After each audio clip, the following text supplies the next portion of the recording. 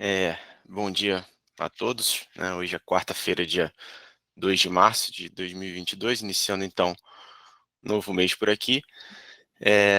Já na tela, os indicadores referente ao fechamento da semana passada, né? Então, começando por Brasil, a gente teve o Ibovespa fechando em leve alta aí na semana passada, né? Subiu 0,23%, cotado a 113.141 pontos. Né. Passando então primeiro pelos destaques locais, a gente teve na semana passada a divulgação do IPCA 15, né, que teve avanço aí de 0,99% no mês de fevereiro, sendo a maior variação para o mês desde 2016, tá. No campo político, a gente segue aí sem acordo e com pressão contrária dos governadores, e o Senado ali adiando então para o dia 8, pós-carnaval, a votação sobre os preços dos combustíveis, né. O parecer para o texto que trata da tributação havia sido alterado na direção do projeto original da Câmara, né, e isso acabou, não agradando os governadores, né. O time econômico também ele é contrário ao segundo projeto em tramitação que cria a conta de estabilização dos preços dos combustíveis, né, então essa novela aí continua aí pelas próximas semanas. No cenário corporativo, a gente teve a Redditor anunciando a aquisição da Sul América Seguros, a notícia aí bastante impactante, a gente viu com isso as ações da Sul América subirem 36,7% na semana passada, uma alta aí bastante expressiva, tá. Eh, Entrando agora já no cenário global, né, todo mundo tá acompanhando de perto, e o que vem chamando bastante a atenção do mercado é a questão das tensões ali geopolítica entre Rússia e Ucrânia, né. Na semana passada, o presidente russo Vladimir Putin, ele ordenou então o início dos ataques ao país vizinho, né, em operações militares nas regiões separatistas ali do leste da Ucrânia, com a justificativa aí de liberar o povo de uma suposta opressão, né. Logo após o anúncio, a gente foi relatado explosões já na capital de Kiev, né, e seguem intensas desde então, né, inclusive com a tomada da Rússia a tomada russa na cidade da Ucrânia ali de Chernobyl. Em uma ofensiva aos ataques russos, né, a gente viu os Estados Unidos e países aliados anunciarem algumas sanções, Uhum. como resposta aí às ações de Moscou, né. O governo Biden, principalmente, ele sancionou 4 bancos russos e uma nova lista de indivíduos russos e empresas, né, assim como outros países europeus que também optaram por sanções semelhantes, né. Até a própria China, né, em um movimento mais brando aí que até então a China não estava se posicionando, na sexta-feira da semana passada, a China ela pediu para o presidente russo que negocie aí com a Ucrânia, com uma tentativa de acalmar as tensões na região, né.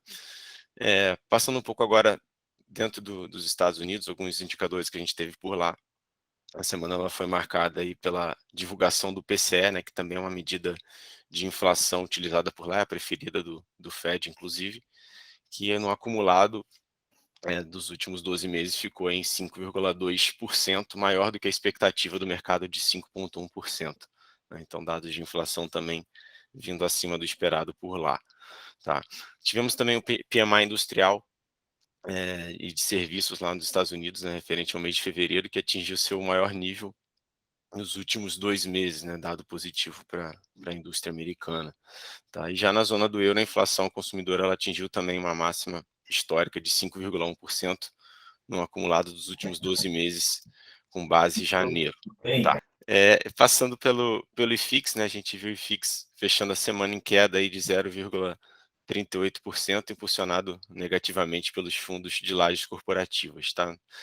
Nos destaques do mercado, a gente teve os cotistas com mais de 5% das cotas do HGPO11, solicitando que uma assembleia ao fundo, tá, para que ocorresse a venda dos imóveis e a liquidação do fundo, né. Eles inclusive estavam determinando um patamar mínimo ali de R$ 39.000 por metro quadrado dos imóveis do fundo, né. Acho que o ponto positivo é que esse preço mínimo estabelecido pelos cotistas deixaria o fundo em um valor, de mercado que hoje seria superior ao negociado atualmente no mercado secundário e também seria acima do valor patrimonial, caso de fato isso ocorresse, tá bom?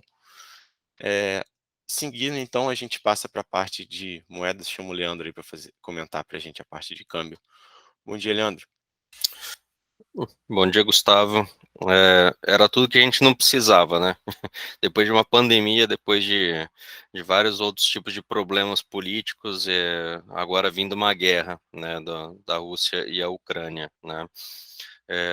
Com isso trouxe várias sanções. Eu queria até falar um pouquinho sobre essas sanções aí que vai respingar por aqui, né? Então, eu acho que na verdade quando tem uma guerra respinga no mundo inteiro, né? E como de praxe o Brasil está no bolo. Um pouco dessas sanções proíbe, tá, a questão exclui, na verdade, a Rússia na relação de SWIFT, né, do mundo inteiro, ou seja, foi definido no último domingo aí que os Estados Unidos e a União Europeia excluíssem a Rússia desses SWIFTs, evitando que importações e exportações cheguem até lá. Tá, então, assim, tá rolando um bloqueio econômico muito forte, né, para que não haja entrada de dólar, né, entrada de recursos vindos do exterior para a Rússia. Isso daí é uma medida para enfraquecer mesmo a economia russa e tentar fazer com que eles não consigam, de fato, sancionar nada até que haja uma trégua aí entre esses dois países, né? A gente viu aqui no cenário o dólar subindo, obviamente, né? A gente vê uma versão a risco bem alta, né? Apesar das outras moedas não oferecerem tanto essa versão a risco, o DXY subiu bem, né? Chegou a tentar dar uma acalmada com uma possível cessar-fogo aí entre Rússia e Ucrânia, mas não aconteceu durante essa semana, então continuam tensos os mercados lá fora, tá? Leandro, como essa exclusão da Rússia aí afeta a gente, né? Todo tipo de dinheiro que vai para fora, a gente precisa de um banco intermediário para poder transformar o nosso recurso em dólar, né?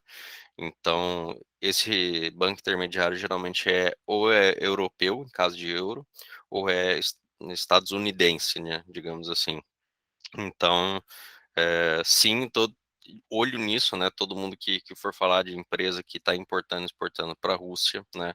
Essa sanção foi liberada e a gente não vai conseguir mais fazer, tá? Até que haja aí uma trégua e essa sanção da União Europeia e dos Estados Unidos seja cancelada, tá? Aqui no ramo das criptos, as criptos sentiram, né? Logo com o começo desses conflitos também sobre Rússia e Ucrânia, e por serem ativos de risco, né, fala-se muito que criptos são ativos descorrelacionados, mas sentiu muito ali no começo, então o pessoal migrando aí para ativos de mais segurança, ouro, dólar e por aí vai, né, então houve uma queda, o pessoal aproveitando essa queda tentou, na verdade, minimizar, né, e ficou com uma queda aí semanal de 1,72 por enquanto só, né? Então vamos ficar de olho, né? A gente que já tinha volatilidade antes vai ter mais ainda. Então, enquanto essa guerra continuar, ruim para todo mundo, né? Tirando as questões humanitárias óbvias, mas econômicas também. Então, pessoal, muita cautela com os mercados. Aí essa semana a gente está voltando no feriadão. Pode ser que assim, a gente sinta aí um solavanco um pouco mais tenso aí do mercado, tá bom? É isso, obrigado, um abraço a todos aí. Valeu, Leandro, obrigado. Te passo agora para a parte de commodities agrícolas. Bom dia, Lípio, tudo bem? Opa, bom dia, Gustavo, beleza?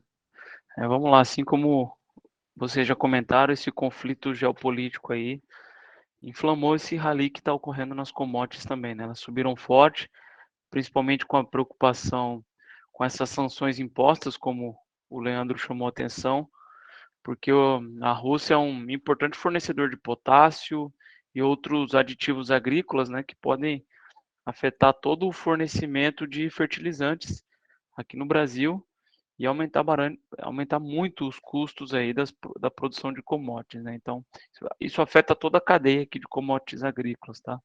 A soja recuou nessa semana 1,06, negociado a quase $35 a saca.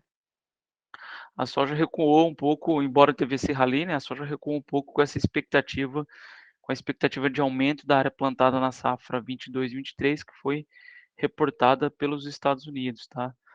O cenário também de aversão ao risco, né, fez com que o dólar voltasse a avançar, chegando próximos dos 5,10 aí na última sexta-feira, sustentando o preço da soja aí no mercado físico brasileiro, né. Então, em Paranaguá, a saca chegou a ser negociada a R$ 200, né, que é o soja guará que a turma fala, né, porque chegou o preço da nota aí do lobo guará.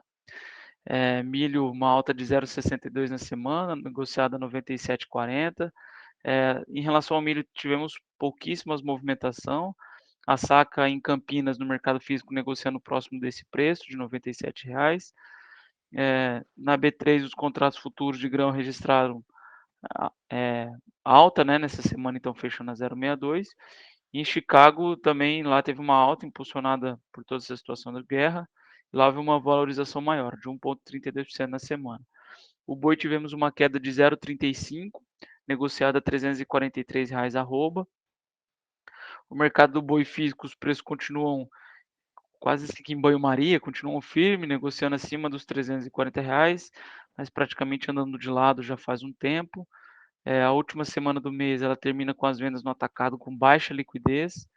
Existe uma expectativa do setor que, com o carnaval associado com o início do próximo mês, aí faça que aumente o fluxo de venda de carne bovina, né? Então, existe boas expectativas aí para aumento de preço.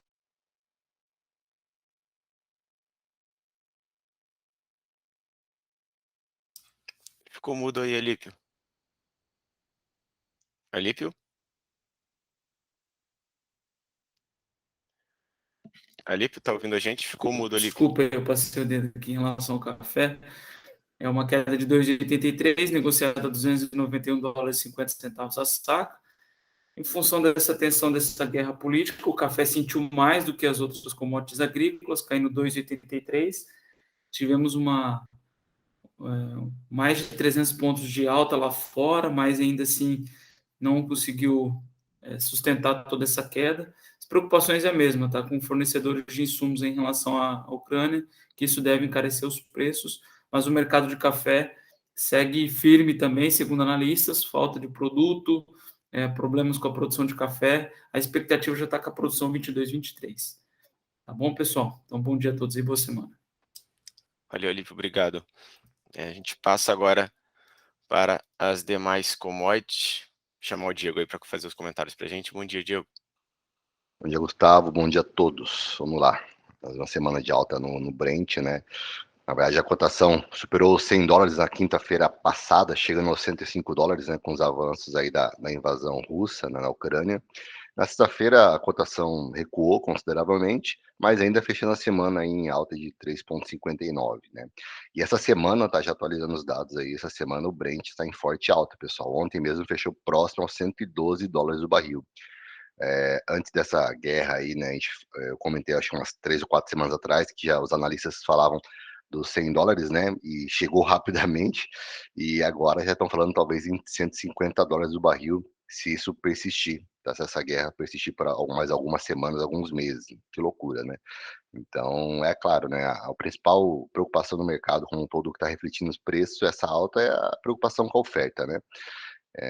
Dessa commodity aí, porque a demanda parece continuar ainda bem grande, tá? Já o minério de ferro, né, fechou a semana também baixa, aí 3,27, acompanhando o movimento da semana anterior, né, que tinha sido a maior queda desde fevereiro de 2020, né, refletindo ainda aquela pressão do governo chinês para derrubar os preços da commodity, né, com várias investidas do governo chinês, né. E nessa semana, tá, já o minério já sobe, né, de segunda e terça, ontem o fechamento já teve 5% de alta, né, então vamos ver essa recuperação no minério de ferro também.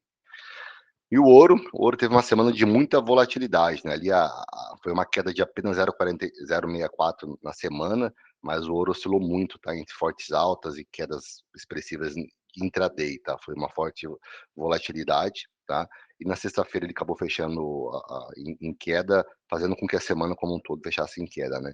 Essas notícias aí de um possível acordo, cessar-fogo, essa primeira reunião, né, que já foi fracassado, nós sabemos, também culminou para que o preço da cotação recuasse e também realizou uma parte do lucro, né, que a commodity vinha carregando aí nas últimas semanas, né? Eu dei uma lida de alguns relatórios, alguns analistas creem também que o pessoal, mesmo com essa questão de guerra e tudo mais, alguns players aí tiveram que se desfazer do ouro para justamente ou comprar barato algumas coisas ou se posicionar com caixa, né? Porque a gente viu que muitas ações aí, principalmente no mercado europeu, aí teve uma queda bem significativa, tá? Pode passar o slide, por favor, Gustavão. Já falando aqui do nosso DI, né? A curva de juros futuro fechou a semana em leve alta, aí só nos vértices mais curtos, né? Vencimento curto é o 23 e um pouquinho no 25, e o restante aí com bastante estabilidade, né? Enfrentando também efeito de alta e baixa ao longo da semana, né? Por essas influências políticas, tivemos também uma certa oscilação, né? A agenda doméstica nossa foi fraca na semana passada, né? E o fluxo de entrada do capital estrangeiro no Brasil e a melhora do câmbio, né, fizeram que os juros tivessem movimento de queda, né, até a oficial invasão da Rússia na Ucrânia, né, de quarta para quinta, revertendo esse quadro para maior aversão de risco global e elevando as taxas de juros futuros, fazendo com que tivesse essa leve alta nos vértices mais curtos, tá? Falando um pouquinho da inflação, só reforçando o que o Gustavo já disse, né, a inflação superou as expectativas, o IPCA 15 fechou 0,99, né, o consenso era 0,87. Então, no ano, o IPCA já tem uma prévia, que é a prévia da inflação oficial, né, já acumula aí uma alta de 1,58, nos últimos 12 meses, 10,76, né, ou seja, aquele monstro da inflação continua rondando. Já é uma expectativa, né, o próprio Banco Central emitiu notas aí dizendo que a expectativa é que ainda esse primeiro semestre seja de IPCA mais forte, né, e que há aí realmente um arrefecimento considerável no segundo semestre, tá? Os dados fiscais também de janeiro surpreenderam positivamente na arrecadação do Brasil, batendo recordes aí. Total de receita federal atingiu 253 bilhões apenas em janeiro, tá? E a taxa de desemprego encerrou 2020 em patamares próximo ao patamar pré-pandemia, com uma taxa no nível de 11,1 no quarto trimestre de 2021. Tá? Já em relação aí à divulgação de dados econômicos, né, os destaques internacionais serão os dados de emprego de fevereiro nos Estados Unidos, que é muito importante, né, payroll. Inflação de fevereiro na Europa, indicadores de atividades na China, na Europa e nos Estados Unidos, ou seja, está uma agenda teoricamente recheada de informações relevantes macroeconômicas e globais. E no Brasil, a principal divulgação será o PIB do quarto trimestre de 2021. A gente falou aqui da divulgação do CAGED, né? E vamos falar agora também, vai ter o PIB. Na sexta-feira vai ter essa divulgação do PIB do quarto trimestre de 2021. Mas veremos, né, o quão essa divulgação desses dados, que são relativamente importantes, vão impactar, né? Haja visto que o conflito na Ucrânia segue sendo o maior destaque para os mercados no cenário global. Beleza, galera? Por hora é isso. Boa semana a todos.